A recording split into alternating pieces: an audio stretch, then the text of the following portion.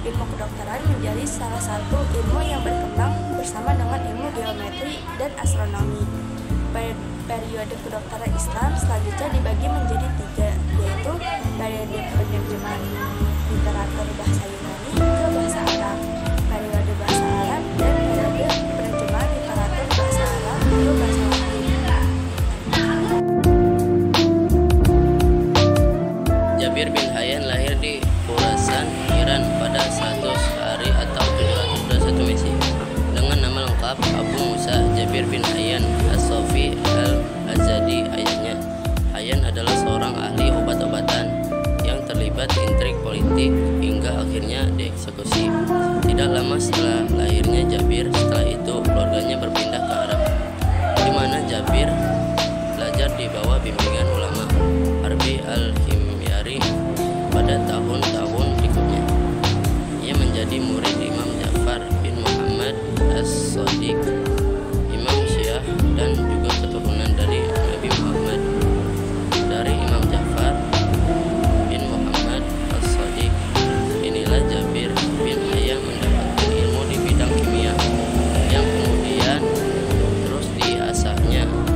Jabir bin Hayyan memiliki kontribusi yang sangat besar dalam bidang kimia dan alkimia, cabang ilmu pengetahuan yang fokus terhadap transmutasi unsur. Penemuannya membuka jalan bagi sebagian besar ahli kimia dan alkemis Islam setelahnya, termasuk Razi, Bograi, dan Al-Iraqi. Ia menerapkan pengetahuannya di bidang kimia dan alkimia untuk meningkatkan banyak proses manufaktur, seperti misalnya dalam pembuatan.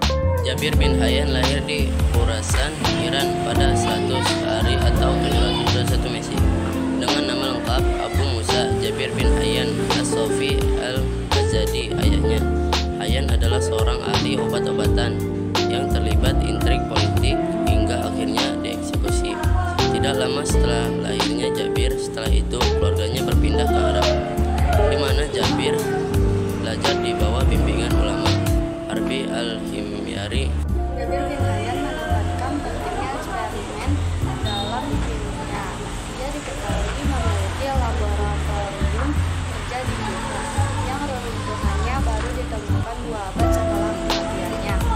Dari penelitiannya, Jabir bin Hayyan memperkenalkan sejumlah peralatan laboratorium seperti penetes air, tungku kebakaran, serta sistem untuk filtrasi dan distilasi. Kemudian namanya dikaitkan dengan pengenalan metodologi eksperimental ke dalam alkimia dan penemuan beberapa proses kimia yang digunakan hingga saat ini, misalnya kristalisasi, kalsinasi, sublimasi, dan penguapan, sintesis asam, dan distilasi.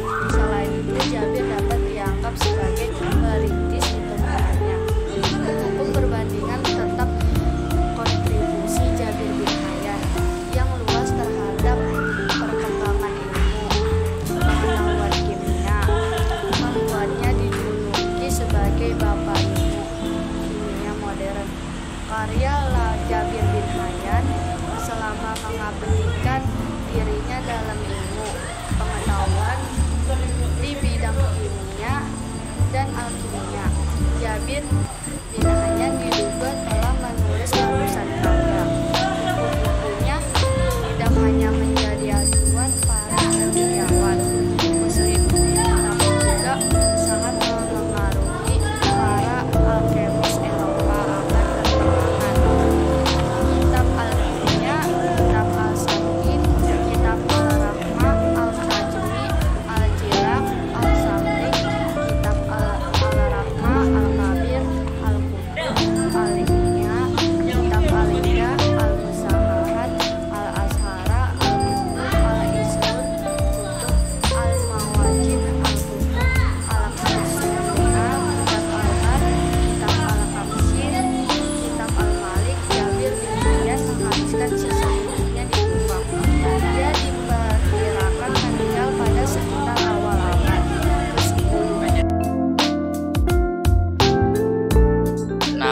lengkap dari Ar-Razi adalah Abu Bakar Muhammad bin Azaria Ar-Razi, lahir di kota Rai, Iran pada 895. Nama Razi berasal dari nama kota dan yaitu Rai, terletak di jalur sutra dan berada dekat dengan Teheran, Iran. Sewaktu kecil, Ar-Razi tertarik untuk menyelami dari tarik suara, tetapi pada akhirnya ia jatuh hati pada bidang kimia dan sains.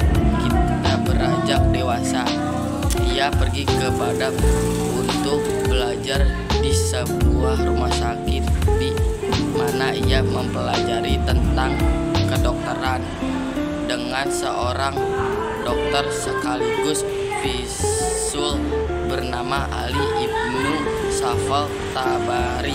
Setelah itu ia sempat kembali ke kampung halamannya, Rai, untuk bekerja sebagai dokter sekaligus pemimpin salah satu rumah sakit dan melahirkan 2 karya di bidang ilmu kedokteran.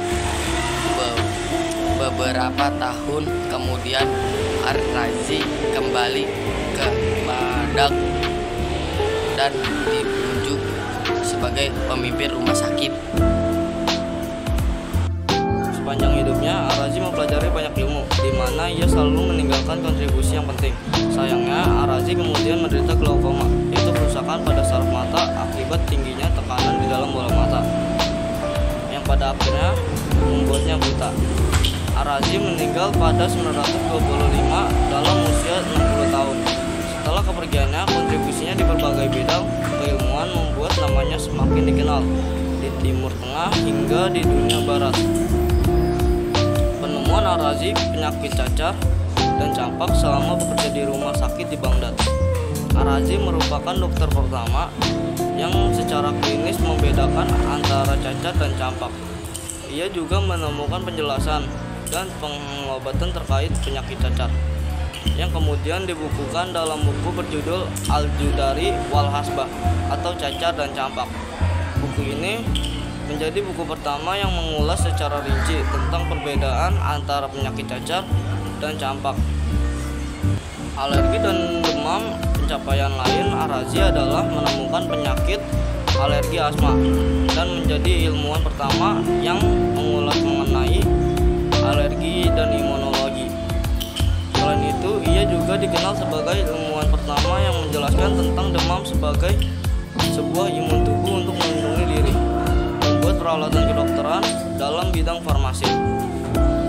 Ar-Razi berperan penting sebagai pembuat peralatan kedokteran seperti tabung, spatula, dan mortar. Ia juga aktif mengembangkan berbagai obat-obatan yang berasal dari raksa. Mencetus etika kedokteran selain menjadi penemu penyakit berdasarkan hasil diagnosisnya sendiri, Ar-Razi juga mencetuskan etika kedokteran. Salah satunya adalah bahwa dokter tidak mungkin mengetahui segala jenis penyakit dan selalu berhasil menyembuhkan kendati begitu. Menurut Ar-Razi, dokter memiliki tujuan berbuat baik semaksimal mungkin, sekalipun ke orang yang tidak berperilaku baik. Ar-Razi juga dikenal sebagai sosok dokter yang dermawan. Pemikiran firasat. Ar-Razi di bidang firasat, Ar-Razi mencetuskan teori 5 abadi yang menyatakan bahwa dunia dihasilkan dari interaksi antara Tuhan dan 4 prinsip abadi lainnya, yaitu jiwa, materi, waktu, dan tempat. Selain itu, Ar-Razi juga pernah menyatakan kritik